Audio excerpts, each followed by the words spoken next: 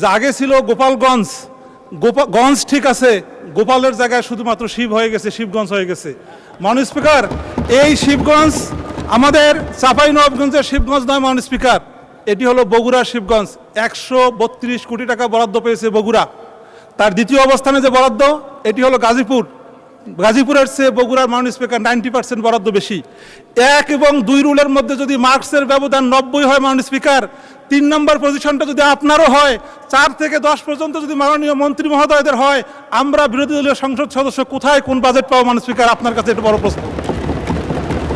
মাননীয় স্পিকার, এই সংসদ সদস্য হিসাবে 300 সদস্যের পক্ষ থেকে আপনার কাছ থেকে ডাইরেকশন চাই মাননীয় স্পিকার। এই বাজেটে 3 লক্ষ কোটি টাকা এডিবি নির্ধারণ করা হয়েছে। মাননীয় স্পিকার, আপনি মাননীয় অর্থমন্ত্রীকে একটা ডাইরেকশন দিবেন, এই 3 লক্ষ কোটি টাকা যেন 300 আসনে সমানভাবে বিভক্ত হয়। এই 3 লক্ষ কোটি টাকার জন্য প্রত্যেকটা আসনে 1000 কোটি করে টাকা পায় মাননীয় স্পিকার। আপনার কাছ থেকে এই ধরনের একটি প্রোটেকশন আমরা আশা করি। মাননীয় স্পিকার, এই বাজেটটা একটা বৈষম্যের দলিল। উত্তরাঞ্চল এই বাজেটে একদম বৈষম্য শিকার হয়েছে। মাননীয় স্পিকার, তিস্তা প্রজেক্টের কথা বলা হয়েছে কিন্তু বাজেট নাই। কুড়িগ্রামের মধ্যে ইপিজেডের কথা বলা হয়েছে কিন্তু বাজেট নাই। মাননীয় স্পিকার, উত্তরাঞ্চলকে কৃষির হাব করা হবে, বাজেট অপ্রতুল। আমরা সেনানিবাসের কথা বলেছিলাম, উল্লেখ নাই। কুড়িগ্রামে একটা মেডিকেল কলেজ চেয়েছিলাম মাননীয় স্পিকার, এই বাজেটে তার কোনো অবস্থান নাই। মাননীয় স্পিকার, চিলমারি থেকে রৌমারি পর্যন্ত আমরা একটা সেতু চেয়েছিলাম, এই বাজেটের মধ্যে তার কোনো অবস্থান নেই। আমার নির্বাচনী আসনের মাননীয় স্পিকার 71 ভাগ রাস্তা কাঁচা, এই 71 ভাগ রাস্তা যে পাকা হবে এর কোনো গ্যারান্টি আমি বাজেটের মধ্যে খুঁজে পাই না মাননীয় স্পিকার। মাননীয় স্পিকার, এই কারণে আমি বলবো, আমাদের সরকার এবং বিরোধী দলের দিকে না তাকিয়ে বাজেটটা যেন সুষমভাবে বন্টন হয়, এই বিষয়টা আপনারা নিশ্চিত করবেন মাননীয় স্পিকার। মাননীয় স্পিকার, আমি দ্বিতীয় যে কথাটি বলতে চাই সেটি হলো, এই বাজেটটা একেবারে অবাস্তব মাননীয় স্পিকার। 6,04,000 কোটি টাকার যে এনবিআর থেকে যে ট্যাক্স উঠানোর কথা বলা হচ্ছে মাননীয় স্পিকার, এটি গত বছরে 5,64,000 টার্গেট থেকে মাত্র 3,69,000 কোটি টাকা বাজেট ট্যাক্স উঠেছে। মাননীয় স্পিকার, আমাকে 2 মিনিট সময় বাড়িয়ে দিবেন প্লিজ। মাননীয় স্পিকার, 2001 থেকে শুরু করে 2025 সালের পরের বছরে মাননীয় সদস্য 1 মিনিটে সাম আপ করুন। প্লিজ 2 মিনিট মাননীয় স্পিকার। সময় মাননীয় স্পিকার 2 মিনিট প্লিজ মাননীয় স্পিকার। আচ্ছা বলেন 2 মিনিট। মাননীয় স্পিকার, 1 বছর থেকে পরের বছরের রেভিনিউ যদি আমরা অ্যাসেস করি মাননীয় স্পিকার, সবচেয়ে বেশি রেভিনিউ ইনকাম হয়েছিল 2023 সালে, আগের বছর হচ্ছে 55,000 কোটি।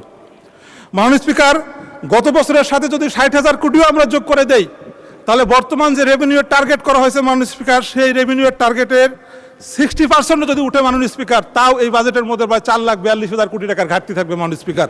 যে কারণে মাননীয় স্পিকার, এই বাজেটটা একটা অলিক বাজেট, এই বাজেটটা বাস্তবায়ন কোনোভাবে সম্ভব না মাননীয় স্পিকার। এই বাজেটটা একটা গরিব মারার বাজেট মাননীয় স্পিকার। আমি যদি আপনাকে ছোট্ট একটা উদাহরণ দিই মাননীয় স্পিকার, গত বছরের এই বাজেটে মাননীয় স্পিকার, গত বছরের ট্যাক্স ইয়ারে একজন ব্যক্তির যদি 6 লক্ষ টাকা ইনকাম হতো, তার 3,50,000 কোটি টাকা রেয়াত, 3,50,000 টাকা রেয়াত ছিল মাননীয় স্পিকার। তাকে ট্যাক্স দিতে হতো 2,50,000 টাকার, এবং 5% হিসেবে তাকে দিতে হতো 12,500 টাকা। মাননীয় স্পিকার, মাননীয় অর্থমন্ত্রী মাত্র 25,000 টাকা বাড়িয়েছেন। 6 লক্ষ টাকা যার ইনকাম, তার এখন 2,25,000 টাকার 10% হারে ট্যাক্স দিতে হবে মাননীয় স্পিকার, 20,500 টাকা। তার মানে 6 লক্ষ টাকা ইনকাম করে যে মানুষটি গত বছর মাত্র 12,500 টাকা ট্যাক্স দিয়েছিল, এই বছর তাকে ট্যাক্স দিতে হবে 20,500 টাকা, 10,000 টাকা বেশি মাননীয় স্পিকার। মাননীয় স্পিকার, মাননীয় অর্থমন্ত্রী খুব একটা চালাকি করেছেন মাননীয় স্পিকার। উনি যে অর্থ আইন পাশ করেছেন মাননীয় স্পিকার, এর 93 নম্বর পৃষ্ঠে আপনি দেখবেন, টার্নওভার করের উপর উনি 1% কর বসিয়েছেন। তার মাননীয় স্পিকার, ছোট্ট ছোট যে ব্যবসাগুলো আছে, এগুলো যদি টার্নওভারের উপর 1% কষ্ট ট্যাক্স দেয় মাননীয় স্পিকার, তাহলে ব্যবসা চালানো সম্ভব হবে না মাননীয় স্পিকার। মাননীয় স্পিকার, সেই সাথে আমি যে কথাটি বলতে চাই মাননীয় স্পিকার, ছোট ছোট করে মশলার উনি ট্যাক্স কমিয়েছেন, কিন্তু আপনি যদি গ্যাসের দিকে তাকান মাননীয় স্পিকার, তাহলে আপনি দেখবেন যে 2006 সালে গ্যাসের দাম ছিল 650 টাকা, 2025 পর্যন্ত 1215 টাকা, এখন হয়েছে 1885 টাকা মাননীয় স্পিকার। এই গ্যাসের দাম বাড়লে আমাদের রান্নাঘরের মধ্যে কি অবস্থা হবে মাননীয় স্পিকার, এটি সহজে অনুমেয়। মাননীয় স্পিকার, মাননীয় অর্থমন্ত্রী শিক্ষা। ধন্যবাদ মাননীয় সদস্য।